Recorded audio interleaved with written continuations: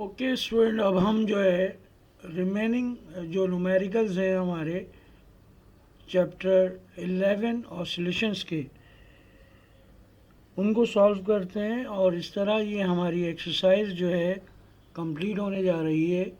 आइए क्वेश्चन 8 की तरफ आते हैं। स्क्रीन पर शो हो रहा है question number 8।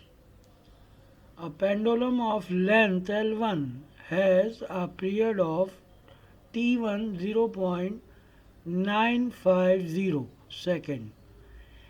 The length of the pendulum is adjusted to a new value L2 such that T2 is equals to 1.00 second. What is the ratio of L2 divided by L1? यानी दूसरे लफ्ज़ों में हमसे L2 और L1 का ratio find करने को कहा जा रहा है। आइए डेटा बनाते हैं। सबसे पहले डेटा में हमने T1 लिया 0.950 सेकेंड, उसके बाद T2 लिया 1.00 सेकेंड। फाइंड आउट करना है हमें L2 अपॉन L1। तो बेटा इसके अंदर सबसे पहले तो आप टाइम पीरियड का फॉर्मूला याद रखें कि time period of the pendulum बराबर होता है 2 pi under root L upon g. तो इस तरह हमने इन दोनों सिचुएशंस को रेशो में लिखा, यानी पहले time period T1 divide by T2, तो जो कि स्क्रीन पर आपको नजर आ रहा होगा 2 पाई रेडिकल L1 अपॉन जी, इसी तरह divide by 2 pi L2 radical upon g. यहाँ पर 2 पाई से 2 पाई सबसे पहले कैंसिल किया, सो T1 अपॉन T2 बराबर है under root L1 upon g divided by under root L2 upon जी।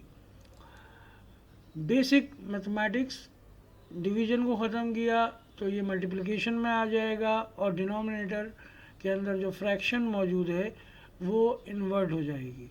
सो इस तरह अंडर रूट जी और अंडर रूट जी अपने एक दूसरे से कैंसिल आउट हुआ। T1 अपॉन T2 बराबर हो जाएगा under root L1 upon L2 के। बेटा इसके बाद सिंपल हमने इस पूरी इक्वेशन को इन्वर्ट किया, यानी T1 अपॉन T2 है तो हमने लेफ़्ट साइड को किया T2 अपॉन T1, तो अल्टीमेटली यहाँ पर भी राइट साइड भी क्या हो जाएगी L2 upon L1। So T2 upon T1 is equals to under root L2 upon L1। यहाँ वैल्यूज़ पुट करें। T2 है आपके पास 1.00 एंड T1 है 0.95।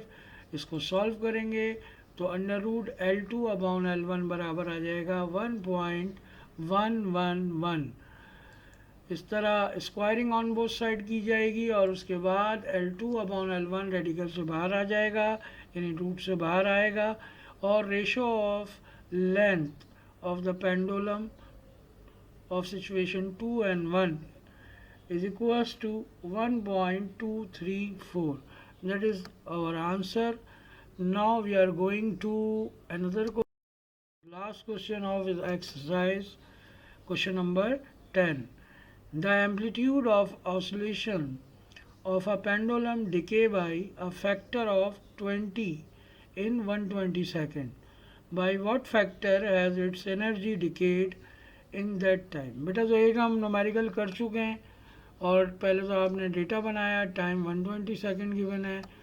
ए डैश यानी कि एम्पलीट्यूड जो डिके हो रहा है एक्चुअल एम्पलीट्यूड से 1/20 मल्टीप्लाई बाई ए भी कह सकते हैं या ए डिवाइड बाई 20 भी कह सकते हैं। सॉल्यूशन की तरफ आते हैं। एनर्जी का फॉर्मूला आप लोग जानते हैं क्या होता है, 1/2 m omega square a square, यानी एम्पलीट्यूड का स्क्वायर। अब अगर हम नई सिचुएशन के लिए ये फार्मूला रिपीट करेंगे तो सिर्फ इस फार्मूले के अंदर हम ई से चेंज होकर ई डैश की तरफ आ जाएंगे और एम्पलीट्यूड चेंज होकर ए डैश का स्क्वायर हो जाएगा। बाकी फार्मूला बिल्कुल सेम है।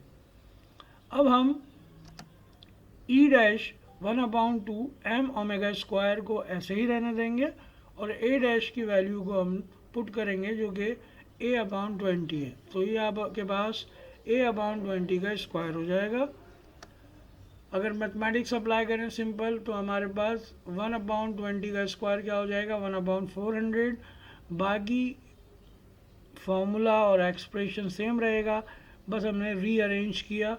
1/2 m omega square a square हमने 1/400 के बाहर रखा। तो बेटा अब यहाँ देख सकते हैं कि ये पूरा फैक्टर जो है ई के बराबर है, यानी e is equals to 1/2 m omega square a square. तो ई डैश बराबर हो जाएगा 1/400 मल्टीप्लाई बाई ई। तो हम देख सकते हैं कि जो एनर्जी है वो डिक्रीज़ होगी बाय अ फैक्टर ऑफ 400। तो इस तरह बेटा चैप्टर 11 की एक्सरसाइज हमने यहाँ कंप्लीट की। जितने न्यूमेरिकल इसमें गिवन है वो आपको सिखाए गए हैं। तो अब आप काइंडली इसको अच्छी तरीके से प्रैक्टिस करें। अगर कोई इशू है तो बराह रास्त हमारे जो सेंटर का व्हाट्सएप चैनल है उस पर भी आप डिस्कस कर सकते हैं, और इस पर भी कमेंट्स के ज़रिए आप अपनी क्यूरीज़ को बयान कर सकते हैं।